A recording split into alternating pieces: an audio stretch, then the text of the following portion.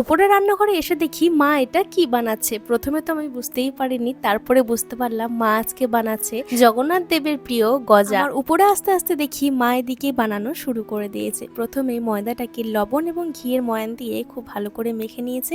তারপরে প্রত্যেকটা লই কেটে খুব পাতলা পাতলা করে বেলে একটার উপর একটা লেয়ার পড়ছে, আর লেয়ারের মাঝখানে থাকছে ঘি এবং ময়দার মিশ্রণ। তার উপর থেকে আরো কিছুটা শুকনো ময়দা ছড়ানো। এরকম করে 5 থেকে 4টে লেয়ার তোমরা দিতে পারো। তারপর সবগুলোকে একসাথে গোল করে কেটে নিয়ে এবার গজার শেপ দিতে হবে। চাইলে তোমরা বড়ও করতে পারো বা ছোটও করতে পারো, তবে মা এখানে যে সাইজটা করেছে এটা মাঝারি বললেই চলে। এদিকে চিনি আর এলাচ দিয়ে রস বানানো আছে, আর এরপরে সাদা তেলে গজাগুলো এক একটা করে মা ভেজে নিচ্ছে। ভাজতে বেশ কিছুটা সময় লাগবে। মিডিয়াম টু লো ফ্লেমে রেখে সমস্ত গজাগুলো ভেজে নিয়েছে। আর এই লেয়ারিং গুলো দেখতে এত ভালো লাগছিল। তারপরে সমস্ত গজাগুলোকে রসে ডিপ করার পর একটা একটা করে মা তুলে নিচ্ছে।